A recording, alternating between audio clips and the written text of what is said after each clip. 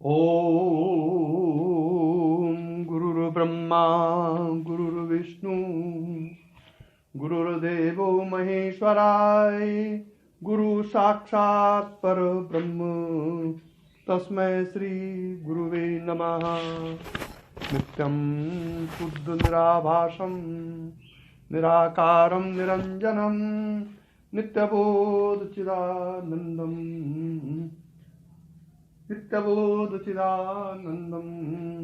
तस्मै श्री गुरुवे नमः।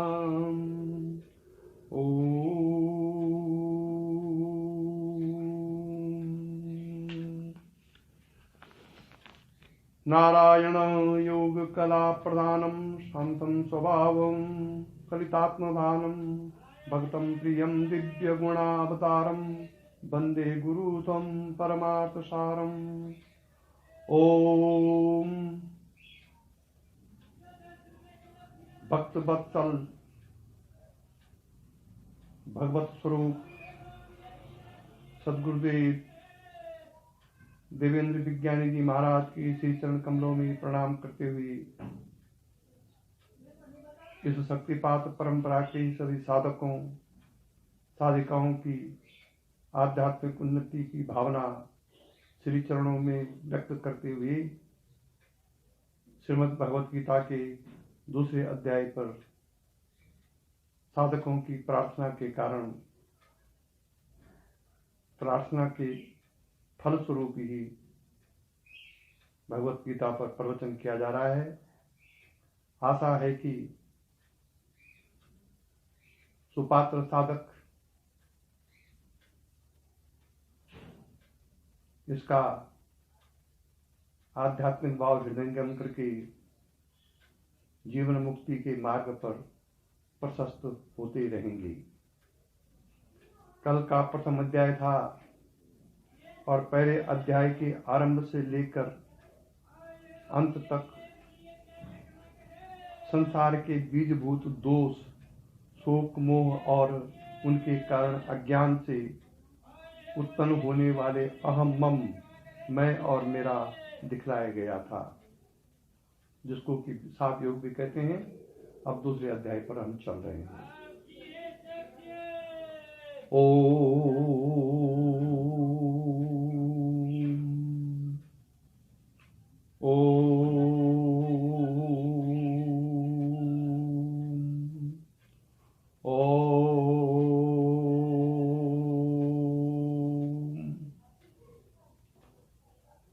दूसरा अध्याय है, पहला श्लोक है संजय वाचा। अब संजय कह रहे हैं किससे? धृतराष्ट्र से। संजय आपको ज्ञात होगा धृतराष्ट्र जी के सारथी थे, जिनको कि वेद व्यास ने धृतराष्ट्र के कहने पर ही दिव्य दृष्टि दे दी थी। वही संजय कह रहे हैं कि एव मुक्ता ऋषिकेशम गूढ़ा केशा परंतपा न योच्चा इति गोविंद मुक्ता तोष्णी बभूवः। तमोवाच ऋषिकेशः अप्रहसन्य भारत सेनयोर्भयोर्मध्ये विसीदन्तमिदं वचा। इस संजय जी ने कहा, श्री भगवानुवाच। अब पहले इस श्लोक का अर्थ करेंगे कि संजय जी ने धृतराष्ट्र से क्या कहा। हे राजन धृतराष्ट्र, अर्जुन गूढ़ा केश माने अर्जुन, जिसने की निंद्रा को जीत लिया हो उसको कहते हैं गूढ़ा केश। अर्जुन, हे राजन धृतराष्ट्र गूढ़ा केशः अर्जुन, भगवान को इस प्रकार कहकर युद्ध नहीं करूंगा ऐसे स्पष्ट कहकर चुप हो गया। हे भरतवंशी धृतराष्ट्र, भगवान ने दोनों सेनाओं के बीच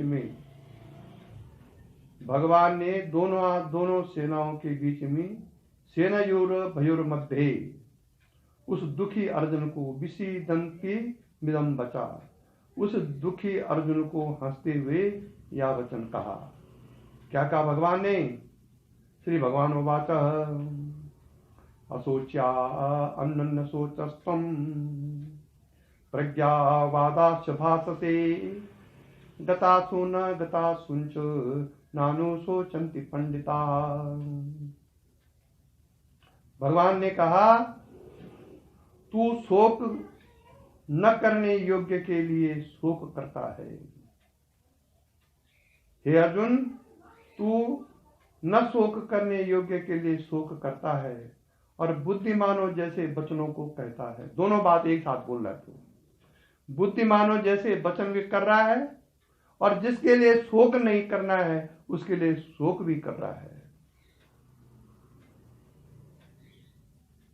पंडित तो मरे हुए और जीतों के लिए शोक नहीं करते।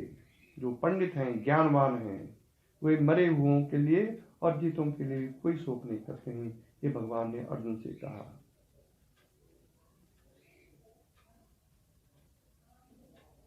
कहने का तात्पर्य यह है कि संजय ने राजा धृतराष्ट्र को कहा, हे राजन धृतराष्ट्र, निद्रा को जीतने वाला अर्जुन इंद्रियों के स्वामी अंतर्यामी भगवान कृष्ण से, अब इसमें देखिए, शक्तिपात आधार पर यदि आप इसका विवेचन करेंगे तो आपका साक्षी जब आपको बोलने लग जाए तो आपका नीर का नीर और छीर का छीर कर सकते हैं। इसलिए यहां पर अंतर्यामी भगवान श्री कृष्ण से। अज्ञानी पुरुष भगवान श्री कृष्ण को शरीर मान रहा है और जब ये वचन बोले जाएंगे तो उसका जो दृष्टि है शरीर में जाएगी। लेकिन जो ज्ञानवान है, अच्छे साधक हैं, वो भगवान कृष्ण को उसकी दृष्टि उसके साक्षी भाव में जाएगी। यह है अंतर्ज्ञानी और अज्ञानी में। साक्षी यहां पर कृष्ण है। साक्षी आत्मा ही वास्तविक कृष्ण है और उस शरीर, उस साक्षी आत्मा का जो बाहर का स्वरूप है, स्थूल शरीर, वो कृष्ण का शरीर है। हे राजन धृतराष्ट्र, निद्रा को जीतने वाला अर्जुन इंद्रियों के स्वामी, कौन? इंद्रियों के स्वामी। आजकल तो स्वामी सबके आगे लग रहा है। उस जमाने में या इस जमाने में स्वामी का वास्तविक अर्थ है जो अपने इंद्रियों का स्वामी हो, इंद्रियों का दास न हो। आजकल इंद्रियों के दास को भी स्वामी कहलाने लग गए हैं, जबकि किसी जमाने में स्वामी वही होता था जिसके अधीन इंद्रियां होती थी। इंद्रियों के स्वामी अंतर्यामी भगवान कृष्ण से इस संसार तथा स्वर्ग का राज्य भी मुझे शांति नहीं दे सकता। ये भगवान कृष्ण से बोल रहे हैं। इसलिए आप युद्ध के लिए आग्रह न करें, मैं कदापि युद्ध नहीं करूंगा। इस प्रकार स्पष्ट कहकर अर्जुन चुप हो गया। मैं युद्ध नहीं करूंगा, यह प्रतिज्ञा अर्जुन ने कर दी। अब कृष्ण फंस गए द्वंद्व में, जिसके लिए उन्होंने इस युद्ध के लिए पहले टालने की कोशिश की, फिर कई लीलाएं की, किसी प्रकार से धर्म युद्ध के लिए तैयार किया गया और अंत में अर्जुन ने कह दिया। अर्जुन के संकल्प को पूरा करने के लिए भगवान श्री कृष्ण ने ये सब लीलाएं की। धर्म की जीत के लिए कृष्ण को ये सब लीलाएं करनी पड़ी, जिसको आज के जमाने में लोग छल कपट कहते हैं। उस अर्जुन ने कह दिया मैं युद्ध नहीं करूंगा। अब कृष्ण असमंजस में क्या करे कृष्ण? ऐसा सुनकर अंतर्यामी भगवान कृष्ण ने अपने मन में विचारने लगे कि यह मोह भी कैसा प्रबल है। अब देखिए, कृष्ण ही आत्मनिरीक्षण कर रहे हैं मोह का। जो साधक अपना आत्मनिरीक्षण नहीं करते हैं वो कभी सफल नहीं हो सकते हैं। यहां पर कृष्ण स्वयं आत्मनिरीक्षण करें कि मोह कैसी चीज है। अर्जुन स्वयं ही युद्ध के लिए तैयार होकर आया था। जब रण क्षेत्र में आकर देखा कि युद्ध में मेरे पितामह, गुरु तथा भाई बंधु आदि ही हैं, अर्थात ये मेरे हैं और मैं इनका हूं। अब यह अज्ञान उत्पन्न हो गया तो मन में मोह उत्पन्न हो गया। उस मोह द्वारा कर्तव्य अकर्तव्य का निश्चय करने वाली बुद्धि ढक जाने से कल्याणकारक स्वधर्म युद्ध से हटकर भिक्षा मांगना आदि पराये धर्म को स्वीकार करता है। ये वास्तविक मोह का प्रकट हो गया। इस तरह शोक मोह आदि दोष जिसको दबा लेते हैं, वह कल्याणकारक स्वधर्म को त्याग कर नीचे गिराने वाले निषिद्ध धर्म में प्रवृत्त होकर सदा के लिए दुखी होते हैं। यदि मोह होते हुए स्वधर्म का पालन भी किया जाए तो फल की इच्छा से होने के कारण वह भी पाप पुण्य से उत्पन्न करने वाला ही होगा। पाप पुण्य से अच्छे बुरे जन्म की प्राप्ति होती है, अर्थात जन्म मरण रूप संसार दुख बना ही रहता है, कभी भी दुख की निवृत्ति नहीं हो सकती है। इस प्रकार शोक मोह आदि दोष दुख के बीज हैं। इस मोह के कारण ही अर्जुन कहता है कि मैं युद्ध नहीं करूंगा। ऐसा विचार कर अंतर्यामी भगवान मुस्कुराते हुए बोले। साधारण आदमी होता तो क्रोध आ जाता है कि इतनी मेहनत मैंने की और अंत में ये कह रहा है कि मैं युद्ध नहीं करूंगा। लेकिन भगवान मुस्कुराइए, मुस्कुराइए, मुस्कुराए, और यही ज्ञानवान के लक्षण है। भीष्म पितामह तथा द्रोणाचार्य आदि शोक करने योग्य नहीं है। अब भगवान बोलिए, मुस्कुराते हुए बोले भगवान कि भीष्म पितामह तथा द्रोणाचार्य आदि शोक करने योग्य नहीं है, क्योंकि वह सदाचारी धर्मात्मा है, इसलिए वह इस शरीर को त्याग कर भी सदगति को ही प्राप्त होंगे। यदि परमार्थ दृष्टि से देखा जाए तो भी शोक करने के योग्य नहीं है, क्योंकि आत्मा नित्य अविनाशी है।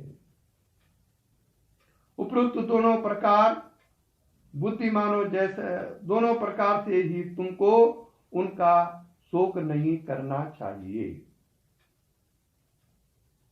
तो उनका शोक करता है और बातें मारता है बुद्धिमानों जैसी कि ये पूजने योग्य हैं, इनके साथ युद्ध करना धर्म नहीं इत्यादि।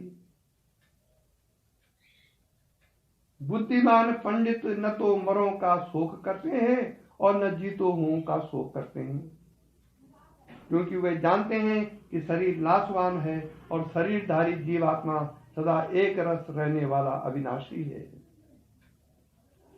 इसलिए पंडित तो कभी भी किसी के लिए शोक नहीं करते। ये भगवान श्री कृष्ण बोल रहे हैं। तूने शोकित का शोक करे, हर बात पंडितों सी करता। तूने शोकित का शोक करे, हर बात पंडितों सी करता।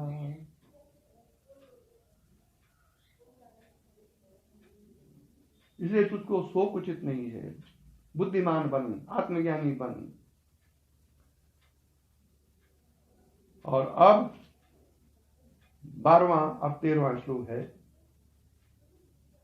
न त्वविवाहं जातु नासं, न त्वं नेमे जनाधिपा, न चैव न भविष्यामः सर्वे वैयामता परम्।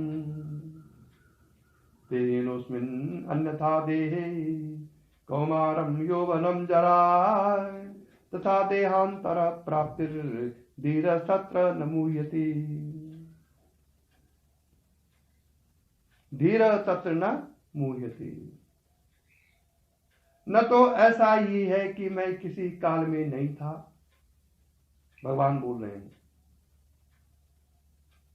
तू नहीं था, ये राजा भी नहीं थे, और न ही कोई ऐसा है कि इससे आगे हम सब नहीं रहेंगे।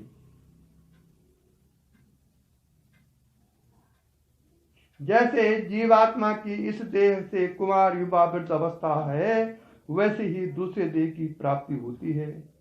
उस विषय में धीर पुरुष मोहित नहीं होता।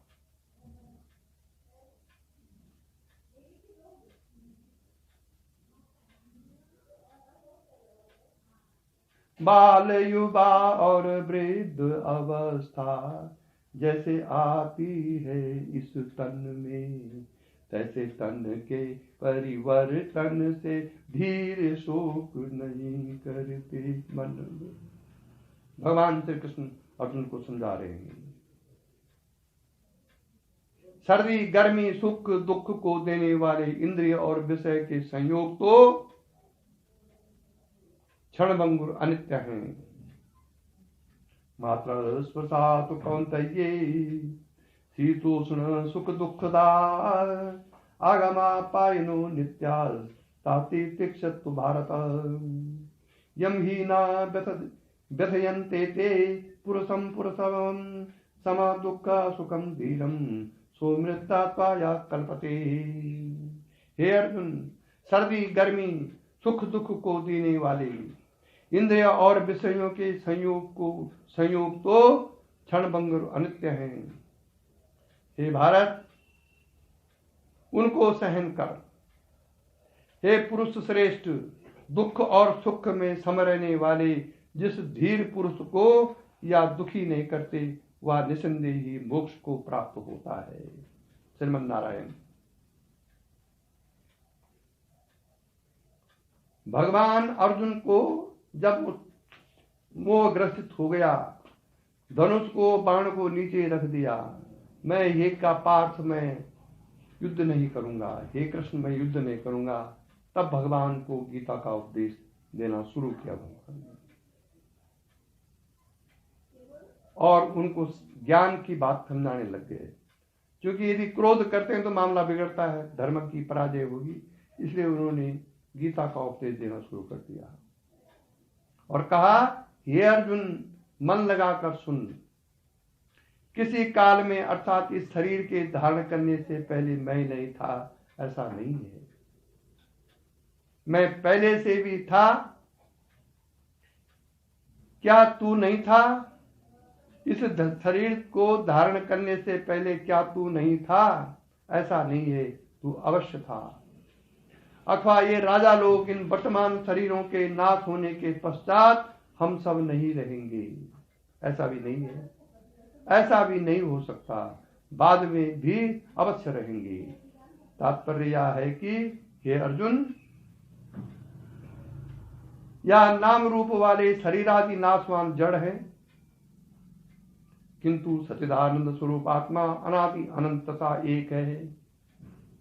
यहाँ बहुवचन का प्रयोग तो मैंने देह भेद के विचार से किया है, आत्म भेद के अभिप्राय से नहीं है, ये ऊपर जो कहा गया है।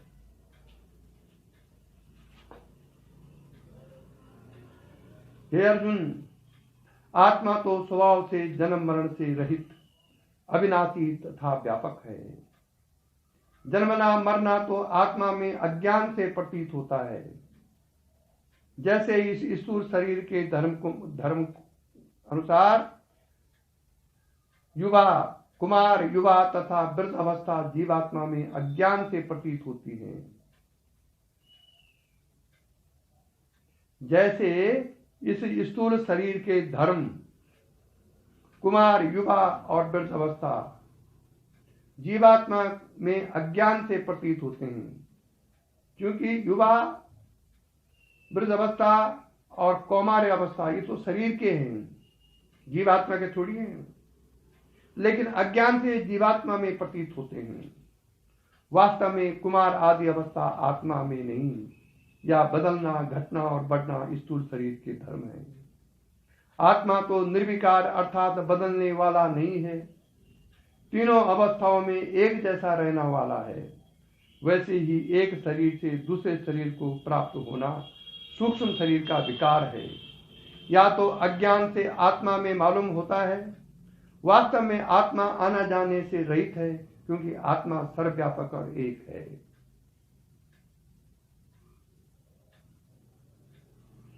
धीर पुरुष आत्मा को उपरोक्त प्रकार से निर्विकार अविनाशी एक तथा व्यापक जानते हैं और शरीर को क्षणभंगुर नाशवान जड़ मानते हैं। इसलिए वह आत्मा और शरीर के विषय में मोहित नहीं होते, अर्थात शोक नहीं करते। यदि तू कहे कि शरीर को जन्म मृत्यु होते समय या शीत उष्ण आदि से जो दुख होता है उसके लिए शोक क्यों नहीं करना चाहिए? तो सुन। हे अर्जुन, इंद्रियों द्वारा अंतःकरण की वृत्ति का शब्द स्पर्श आदि विषयों में संयोग होता है। इंद्रियों द्वारा अंतःकरण की वृत्ति का शब्द स्पर्श आदि विषयों से संयोग होता है। वह संयोग ही सर्दी गर्मी सुख और दुख को देने वाला है। विषयों में कभी स्थिरता नहीं रहती, इसलिए उनसे कभी सुख और कभी दुख होता है।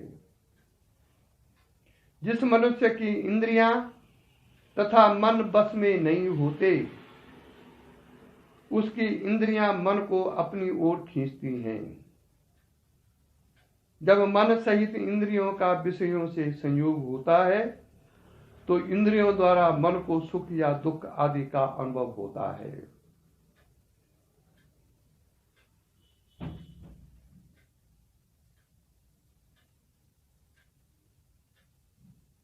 जैसे निंदा और स्तुति दोनों ही शब्द विषय हैं। निंदा और स्तुति दोनों ही शब्द हैं, परंतु कर्ण इंद्रिय द्वारा स्तुति शब्द को सुनकर तो मन सुखी होता है और निंदा को सुनकर दुखी होता है। ऐसे ही शीत तथा उष्ण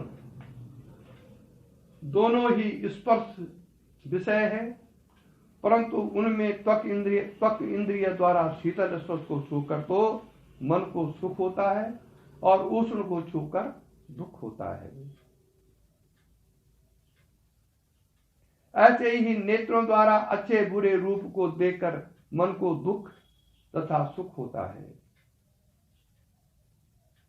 वैसे ही मीठे और कड़वे आदि रस को जीवा द्वारा ग्रहण करके मन दुख तथा सुख को प्राप्त होता है।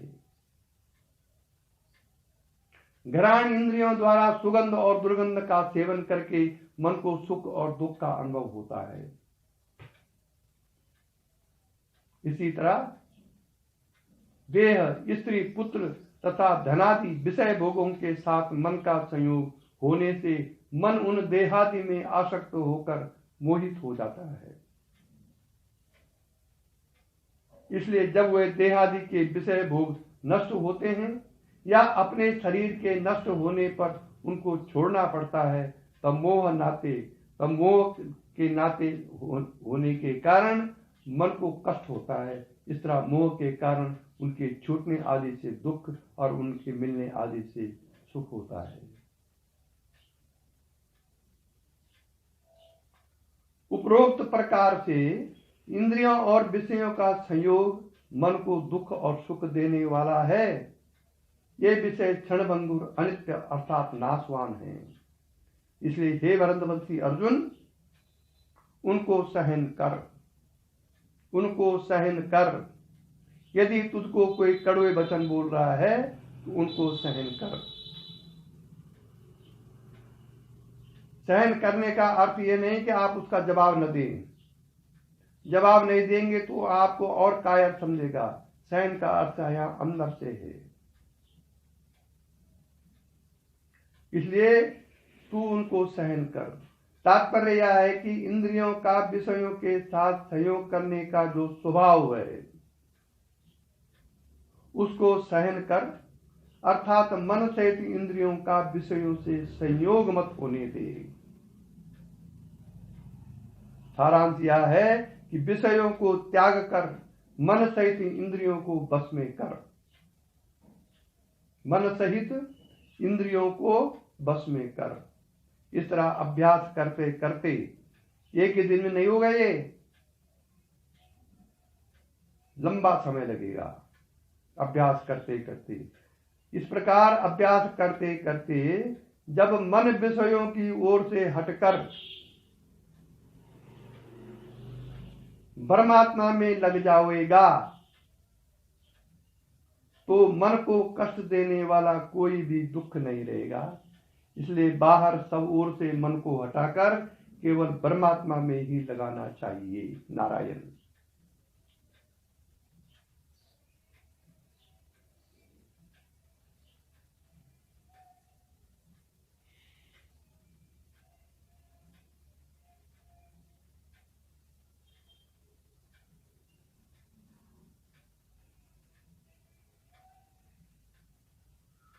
यदि तू कहे कि इस तरह स्त्री पुत्र और धनादि से होने वाले बाहर के दुख तो निवृत्त हो भी सकते हैं, परंतु शरीर के रोग चोट तथा शरीर त्यागने का दुख तो नहीं छूट सकता।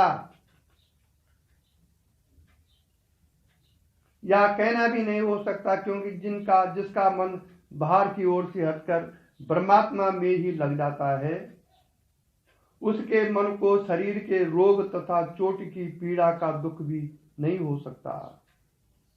जैसे बेहोशी के औषध क्लोरोफार्म सुंघाने से मन बाहर की ओर से हटकर अज्ञान में लीन हो जाता है, तब चाहे संपूर्ण शरीर को भी काट दिया जावे या कैसा भी भयंकर रोग शोक हो, मन को किसी भी तरह का कष्ट नहीं होता। ऑपरेशन को ही देख लिया, पूरा पेट फाड़ दिया, 5 डॉक्टर ऑपरेशन कर रहे हैं, लेकिन मन को कोई कष्ट उस समय नहीं हुआ, क्योंकि मन लीन था अज्ञान में, बेहोशी में था मन। 5 घंटे तक बेहोशी में मन था, दवाइयों के कारण पूरा पेट फाड़ दिया, पर कोई पता नहीं चला। ठीक यही अवस्था है। यदि आपका मन परमात्मा में इतना लीन हो गया, आत्मा में, हर समय आपको वही क्या कहते हैं उसका नाम,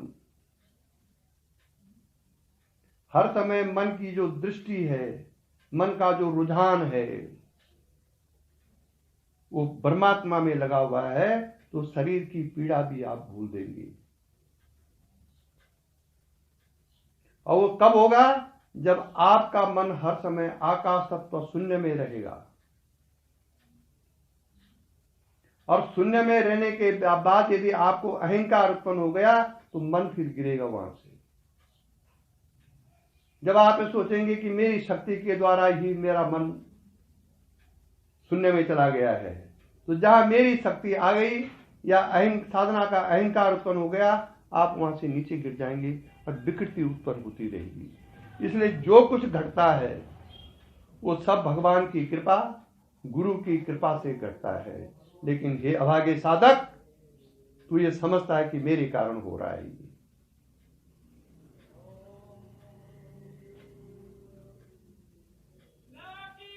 इसलिए ऐसे ही अभ्यास द्वारा समाधि में मन इधर उधर से हटकर आत्मा में लीन हो जाता है। तब चाहे संपूर्ण शरीर काट दिया जावे या अग्नि से जल जावे, परंतु मन को कष्ट नहीं होता है। अच्छा, जरा एक उदाहरण देता हूं मैं। किसी मनुष्य का हाथ कटने से मन हाथों के दुख से व्याकुल हो रहा है। आंख फूटने से मन सिर के दुख से भी व्याकुल हो रहा है, तथा पेट में पीड़ा से भी मन व्याकुल हो रहा है। इन सब पीड़ाओं के होते हुए भी जिस समय उसका मन हृदय में लीन हो जाता है, अर्थात निद्रा आ जाती है, तो उसका दुख दूर हो जाता है। सोए में आप नहीं समझते हैं कि मेरा पैर कटा हुआ है, जब आपको गहन निद्रा है, और जब पता नहीं चलता तो दुख भी नहीं रहता है। इसमें कारण केवल यही है कि मन शरीर की ओर से हटकर दूसरे ओर लग जाता है। इससे सिद्ध होता है कि न तो केवल शरीर को ही दुख होता है और न केवल मन को ही दुख होता है। जब जहां मन का संयोग अर्थात लगाव हो, तब वहीं दुख सुख को अपने में मानकर मन दुखी और सुखी होता है। ऐसे ही शरीर त्यागने पर भी दुख नहीं होता, क्योंकि शरीर छोड़ते समय पहले इंद्रियां मन में लीन हो जाती हैं, तब बोलना देखना आदि इंद्रियों की क्रियाएं रह जाती हैं। इसके पश्चात मन प्राणों में लीन हो जाता है।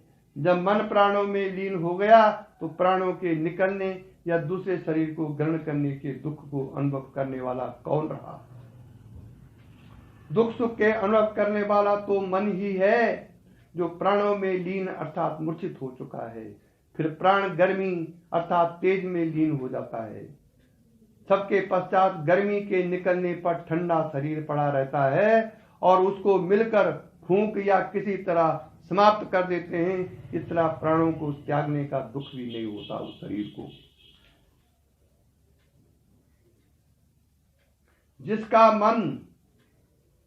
जिसका मन सब ओर से उपराम होकर परमात्मा में ही लीन रहता है।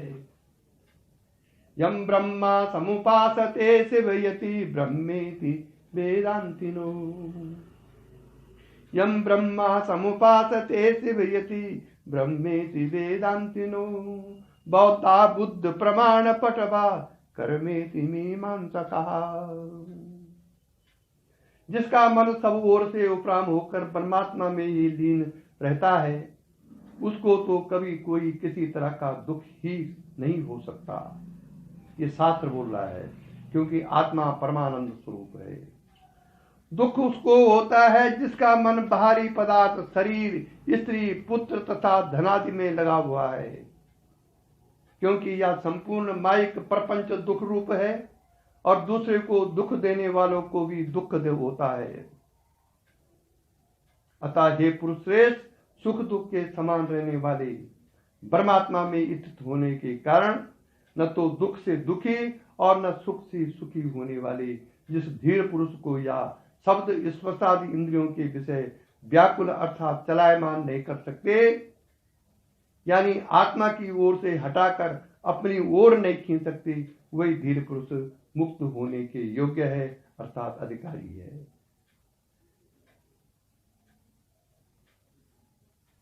परंतु क्या है, जब जब हो वही धर्म की हानि, जब जब हो वही धर्म की हानि।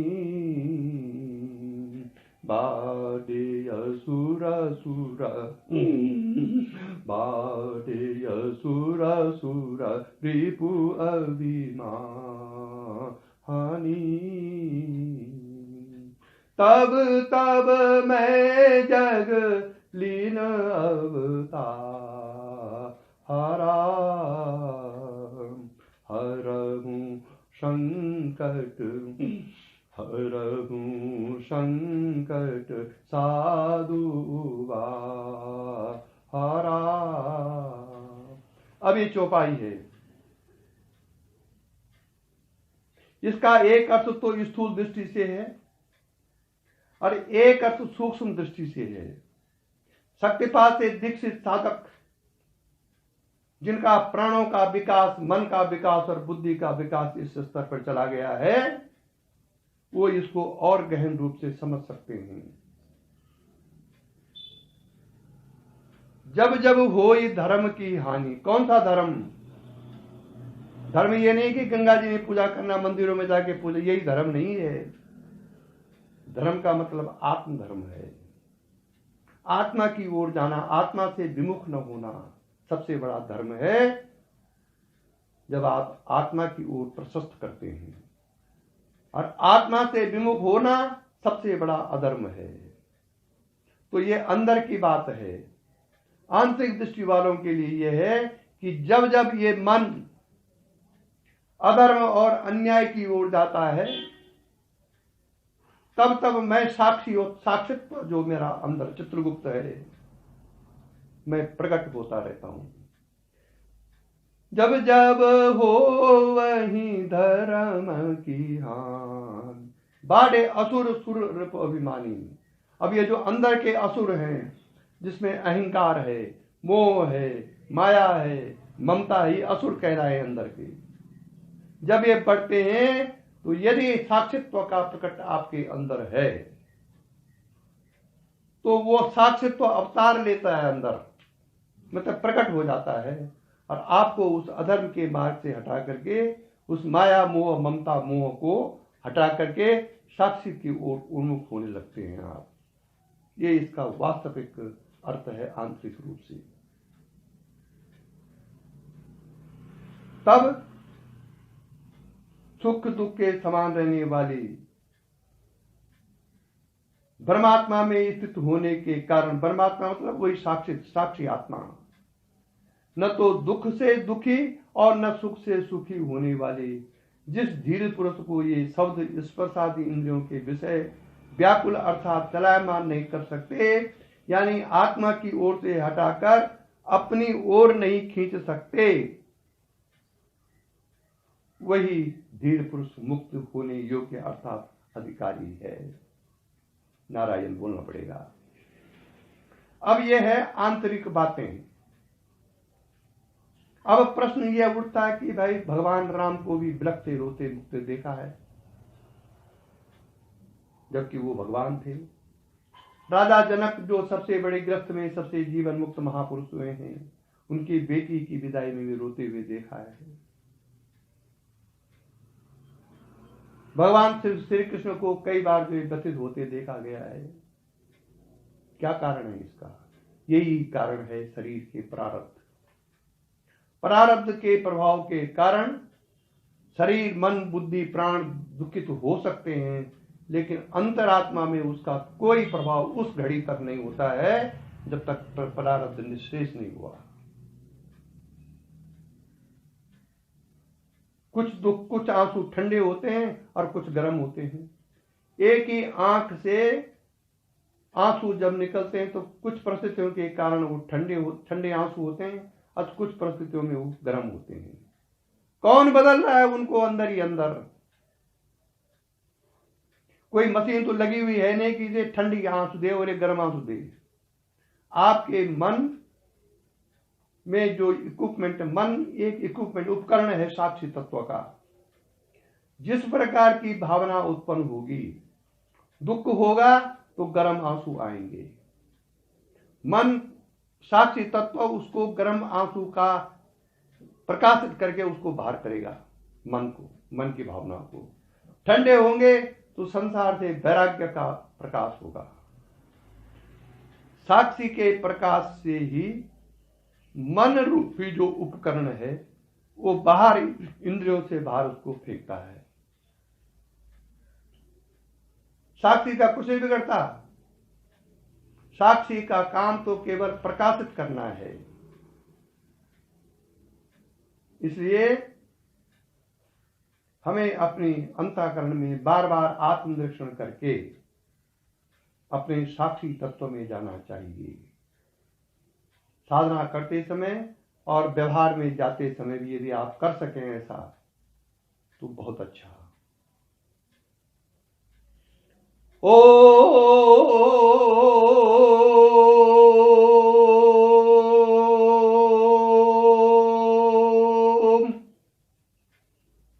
नासतो विदते भावो न भावो विदते सता उभयोरपि दृष्टोन्तस्तन् योस्ता तत्त्वदर्शिभिः अविनाशी तद्विद्धि येन सर्वमिदं ततं विनाशम् अभयस्यास्य न कञ्चित् कर्तुमर्हति। अन्तवन्त इमे देहा नित्यशोक्ता शरीरिणा अनाशिनो प्रमेयस्य तस्माद्युध्यस्व भारत। या एनं वेति हन्तारं यश्चैनं मनते हतम् उभौ तौ न विजानीतो नायं हन्ति न हन्यते। नायं हन्यति नायं हन्ति न हन्यते। हे अर्जुन, तू जो भीष्म द्रोण आदि के शरीरों का मोह करता है, यह भी व्यर्थ है, क्योंकि अहंकार से उत्पन्न सब प्रपंच असत्य हैं। केवल एक परमात्मा ही सत्य है।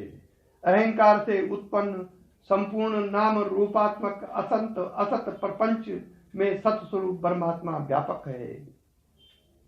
सतस्वरूप परमात्मा के कारण ही इस संपूर्ण असत प्रपंच का भाव प्रतीत होता है। ये जो पहले कहा मैंने, वास्तव में इस असत प्रपंच का भाव नहीं है और सत्य स्वरूप आत्मा का किसी भी काल में अभाव नहीं होता। न जागृति नापि सुषुप्ति भाव न जीवितम नो मरणम विचित्रम। ये अवस्था आत्मावस्था ऐसी है कि न जागृति नापि सुषुप्ति भाव न जीवति नो मरणम विचित्रम। न वह जीवन है न वह मरण है, न वह जागृत का भाव है न वो सुसुप्ति का भाव है। ये ऐसा एक विलक्षण भाव है जिसको कि कोई भाग्यवान ही ग्रहण कर सकता है और कोई भाग्यवान ही किसी जीवन मुक्त पुरुष महापुरुष इस अवस्था को देख सकता है। इसलिए सतस्वरूप आत्मा का किसी भी काल में अभाव नहीं होता है। हम उसको अपने मन के कारण अनुभव नहीं कर सकते हैं। जो तीनों कालों में एक जैसा रहे उसको सत्य कहते हैं। परमात्मा तीनों कालों में एक जैसा रहता है, इसलिए परमात्मा सत्स्वरूप है जो उत्पत्ति तथा नाशवान हो, अर्थात जो उत्पत्ति से पहले न हो और नाश के पश्चात भी न रहे, उसको असत्य कहते हैं। शरीर आदि जो कुछ भी वस्तु है वह सभी उत्पत्ति और नाशवान है, अर्थात शरीर आदि का भाव जन्म से पहले नहीं था और मृत्यु नाश के पश्चात भी नहीं रहेगा। इसलिए अहंकार से उत्पन्न संपूर्ण संसार असत्य है, केवल एक परमात्मा ही सत्य है।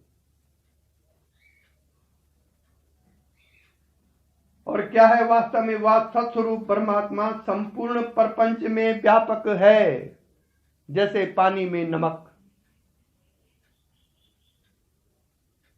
इसलिए प्रपंच का भाव प्रतीत होता है। जैसे शरीर है, घट है, पट है इत्यादि में शरीर, घट, पट इत्यादि तो व्यभिचारी असत्य है और है व्यापक सत्य है। कहीं हो कहीं न हो उसको व्यभिचारी कहते हैं। पट में घट और घट में पट नहीं है, इसलिए इस प्रपंच व्यभिचारी असत्य है। अनुगत को व्यापक कहते हैं। है जो प्रत्येक शब्द में है सत्य, सब में अनुगत है, जैसे घट है, पट है, शरीर है अथवा नहीं है।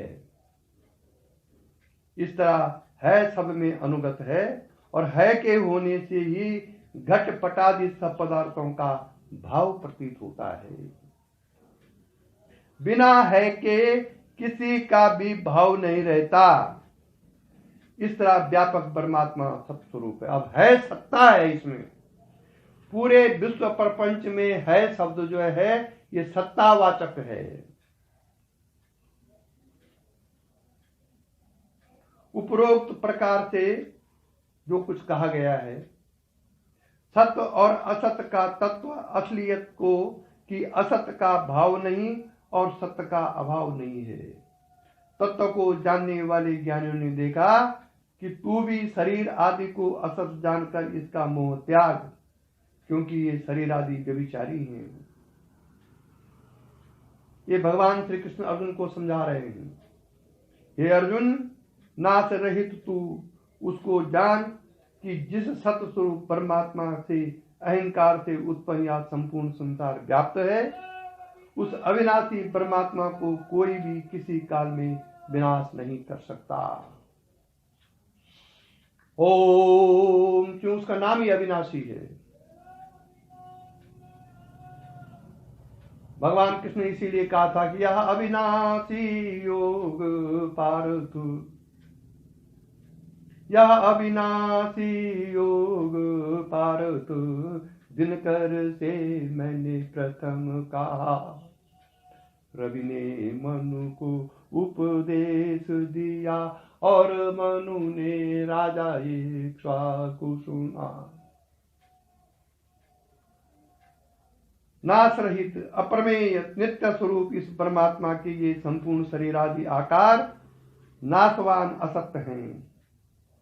इसलिए भीष्मादि के नाशवान असत शरीरों का मोह त्याग कर हे भरतवंशी अर्जुन युद्ध कर, युद्ध कर, युद्ध कर, अर्थात अपने स्वधर्म का पालन कर, क्योंकि आत्मा न तो कभी मरता है न कभी मारता है। जो मूर्ख देहाभिमानी शरीर को लक्ष्य करके कहता है कि मैं आत्मा को मारने वाला हूं, और जो शरीर के नाश होने से आत्मा को मरा जानता है, वे दोनों ही मूर्ख आत्म तत्व को नहीं जानते, क्योंकि यह परमात्मा न तो मरता है और न मारा जाता है। नारायण। यह जीव निश्चल आत्मा है, ना मरता और ना बद करता है। वह अज्ञानी है जो कहते यह मरता और बद करता है। नारायण नारायण नारायण नारायण नारायण नारायण। तब क्या करते भगवान फिर आगे, न जायते म्रियते वा कदाचिन्न अयम भूता भविता न भूया, अजो नित्य शाश्वतोऽयं पुराणो न हन्यते हन्यमाने शरीरे।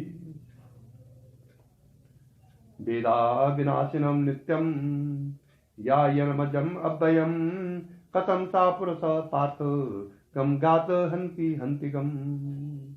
पंचाशे जरणानि यथा विहाय, नवानि गृह्णाति नरूपराणि, तथा शरीराणि विहाय जीर्णानि नन्यानि संयाति नवानि देहि। नैनं छिद्यन्ति सहस्राणि, नैनं दाहति पावका, न चैनं क्लीदेन्तापो, न शोषयति मारुता। अच्छेदोऽयं पदायोऽयं क्लेदोषोऽस्य एव च, नित्यं सर्वगता स्थाणुर्चलो अयं सनातना। अव्यक्तोऽयं चिन्तयोऽयं अविकार्यम् अच्युते, तस्मादेवं विदित्वैनं नानो शोच तुर्मर्हसि। ओम। इसलिए हे अर्जुन, यह परमात्मा न तो कभी किसी काल में जन्मता है और न कभी किसी काल में मरता है, और ऐसा भी नहीं है कि होकर फिर अर्थात बदलता रहे। तात्पर्य यह है कि उत्पन्न होना, व्यावहारिक सत्ता को प्राप्त होना, बढ़ना, रूप बदलते रहना, घटने लगना तथा नष्ट हो जाना, ये 6 धर्म शरीर के हैं, परमात्मा के नहीं। या परमात्मा तो जन्म मरण से रहित, सदा एक रस रहने वाला, शाश्वत अर्थात सनातन है। शरीर का नाश होने पर भी इसका नाश नहीं होता।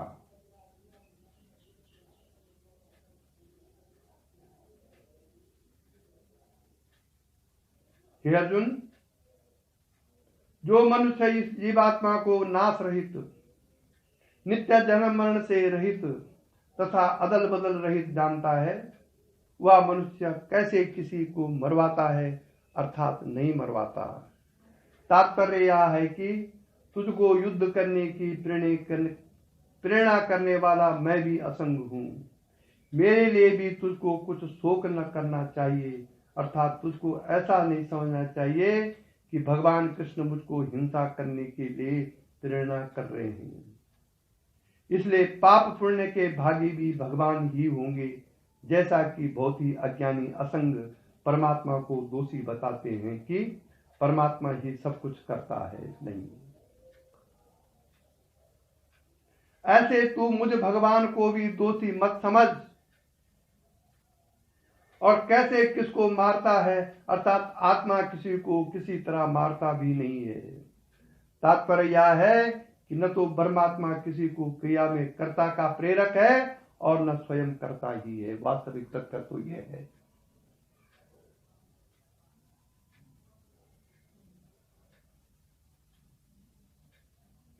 हे अर्जुन, यदि तू ऐसा माने कि जब जीवात्मा एक शरीर से दूसरे शरीर को प्राप्त होता है तो परमात्मा को दुख होता होगा, ऐसा भी नहीं है।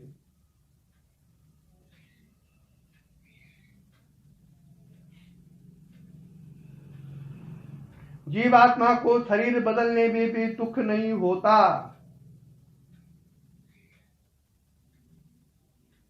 जैसे मनुष्य पुराने वस्त्रों को त्याग कर दूसरे नए वस्त्रों को धारण कर लेता है और नए वस्त्रों को धारण करने में मनुष्य को कुछ भी कष्ट नहीं होता, वैसे ही जीवात्मा पुराने शरीरों को त्याग कर दूसरे नए शरीरों में बिना कष्ट के प्राप्त हो जाता है। जैसे नर बसन पुरानों को तज नूतन वस्त्र पहनता है, तैसे ही या जीव आत्मा तज तन फिर तन धरता है। अर्जुन, यह आत्म तत्व का समझ में आना बहुत कठिन है। यह हर एक की समझ में आसानी से नहीं आ सकता। इसलिए मैं तुझको बार बार लौट फेर कर शब्दों की पुनरुक्ति दोष को न देखकर भी उस तत्व को समझाने का यत्न करता हूं कि जिससे यह आत्म तत्व तेरी समझ में आ जावे और अन्य संसारी इष्ट पुरुष भी उसको समझकर सुख शांति को प्राप्त होवे।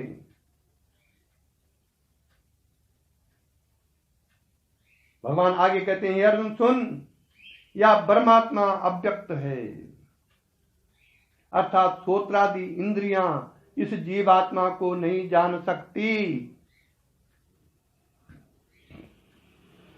या आत्मा अचिंत्य है, अर्थात इस जीवात्मा को मन नहीं जान सकता। तथा यह परमात्मा विकार रहित कहा गया है, अर्थात बदलने वाला भी नहीं है। जैसे दूध बदलकर दही हो जाता है, ऐसा आत्मा बदलने वाला नहीं है। हे अर्जुन, इस आत्मा को उपरोक्त प्रकार से निर्विकार आदि जानकर तुझे यह शोक नहीं करना चाहिए कि भीष्म द्रोण आदि मर जाएंगे इत्यादि, क्योंकि कोई ज्ञानी इस आत्म रूप को, कोई ज्ञानी इस आत्म रूप को अचरजवत कर है लखता। कोई ज्ञानी इस आत्म रूप को अचरजवत कर है लखता। कोई अद्भुत तत्व कहे इसको, कोई सुन करके भी नहीं समझा। ये बड़े बड़े ज्ञानी इस आत्म तत्व में उलझ गए हैं, कोई सुनकर भी इसको नहीं समझा। कोई किसी को ये प्राप्त हो गया, आत्म साक्षात्कार हो रहा है उसको, लेकिन फिर भी अपने मन के अहंकार और अन्य वासनाओं के कारण उसको समझ नहीं पा रहा है। ये अद्भुत तत्व है, भगवान की कृपा जिस पर होगी वही इसको समझ पाता है।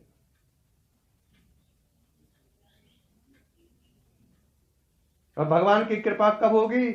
जब अन्य ना चिंतन्ते यो माम योजना पर्युपासते तेषां नित्याभियुक्तानां योगक्षेम वहाम्यहम्। जब इस अनन्य भाव से हम नित्य निरंतर हर क्षण हर घड़ी उस परमात्मा का चिंतन करेंगे, तब उसकी कृपा होगी और तब आप इस आत्म तत्व को जान पाएंगे।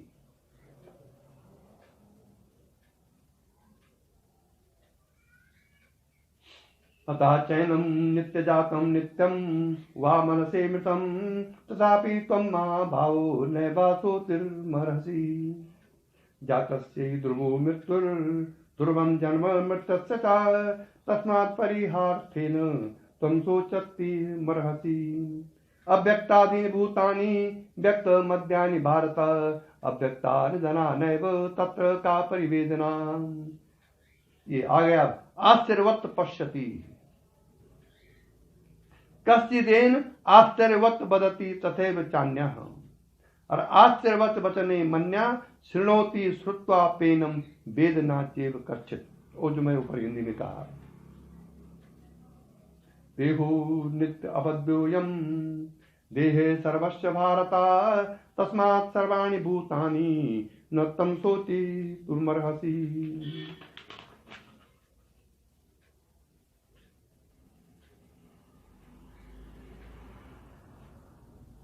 हे अर्जुन, भगवान फिर आगे कहते हैं, हे अर्जुन, यदि तू इस जीवात्मा को नित्य जन्मने और वाला अर्थात शरीर की उत्पत्ति के साथ आत्मा को उत्पन्न होने वाला और सदा मरने वाला अर्थात शरीर के नाश के साथ ही आत्मा का नाश मानता है, तो भी इस तरह जन्मने और मरने वाले आत्मा के लिए भी तुझे शोक नहीं करना चाहिए,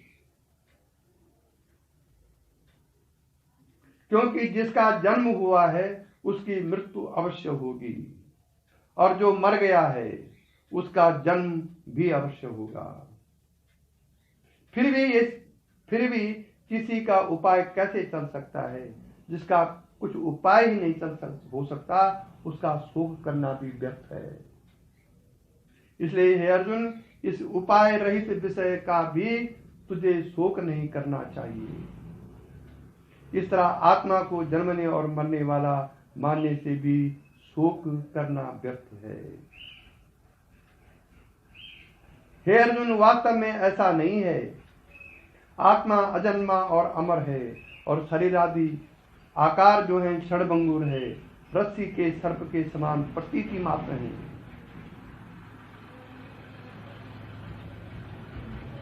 हे अर्जुन, यह जीवात्मा बड़ा विलक्षण है। कोई इसको आश्चर्य के समान देखता है, अर्थात करोड़ों में से कोई एक ही इस परमात्मा को जानने के लिए साधन करता है, और उन करोड़ों साधन करने वालों में से कोई एक ही मल विक्षेप से रहित विवेक और वैराग्य आदि साधन चतुष्ट से मुक्त महात्मा ज्ञान द्वारा उस परमात्मा का आश्चर्य के समान अनुभव करता है। ऐसा ही कोई ज्ञानी महात्मा आश्चर्य की भांति आत्मा का वर्णन करता है कि जीवात्मा मन और इंद्रियों का विषय नहीं है, या जीवात्मा मन और इंद्रियों का विषय नहीं है, अर्थात इस परमात्मा को मन और इंद्रियां नहीं जान सकते। इस आत्मा को न सत्य कह सकते हैं न असत कह सकते हैं। ऐसे ही इस जीवात्मा को न निराकार कह सकते हैं और न साकार ही। फिर यह जीवात्मा अनादि अनंत शुद्ध सच्चिदानंद स्वरूप है, और यह जीवात्मा साकार भी और निराकार भी है। हाथों से रहित है तो भी पकड़ता है, कान नहीं है फिर भी सुनता है, नाक रहित है और सूंघता है, आंख नहीं है तथापि देखता है, तथा यह परमात्मा दूर से भी दूर और समीप से भी समीप है। इस तरह आश्चर्य की भांति इसका वर्णन करते हैं। वैसे ही कोई जिज्ञासु आश्चर्य के समान ही इस जीवात्मा को सुनकर इसका अनुभव करते हैं। हे अर्जुन, कोई हठी विषयानंदी ऐसे भी हैं जो कि सुनकर भी इस परमात्मा को नहीं जानते। कहते हैं कि हमने परमात्मा को जान लिया, वह निराकार ही है इत्यादि। सारांश यह है कि अर्जुन, इस आत्म तत्व को समझना बड़ा कठिन है। यदि यह आत्म तत्व तेरी समझ में नहीं आता तो इसमें कोई आश्चर्य नहीं है। अच्छा, तू इतना जान ले कि सब शरीरों में रहने वाला, शरीरों का स्वामी या जीवात्मा अर्थात चींटी से लेकर ब्रह्मा पर्यंत के शरीरों का स्वामी या परमात्मा सदा ही अबद्ध और नष्ट न होने वाला है। इसलिए हे अर्जुन, संपूर्ण भूत प्राणियों तथा किसी प्राणी के लिए भी उसको शोक नहीं करना चाहिए। ये भगवान श्री कृष्ण अर्जुन को उपदेश दे रहे हैं गीता का। इस उपदेश इसलिए दे रहे हैं जिससे कि अर्जुन युद्ध के लिए तैयार हो जाए, क्योंकि कृष्ण को धर्म की जय करनी थी। इसी के साथ आज का प्रवचन समाप्त हुआ। श्लोक 30 तक के प्रवचन हुए दूसरे अध्याय के। क्योंकि समय ज़्यादा हो गया, लंबा वीडियो सुनने का और ऑडियो सुनने के किसी के पास टाइम नहीं है, इसलिए मन में ये आता है कि लंबा नहीं करना चाहिए। तो आज का प्रवचन यही समाप्त किया जाता है। ओम गुरुर्ब्रह्मा गुरुर्विष्णु गुरुदेवो महेश्वरा गुरु साक्षात् परब्रह्म तस्मै श्री गुरुवे नमः। नित्यं शुद्ध निराभासं निराकारं निरञ्जनं नित्यबोध चिदानन्दं गुरुर्ब्रह्म नमाम्यहम्।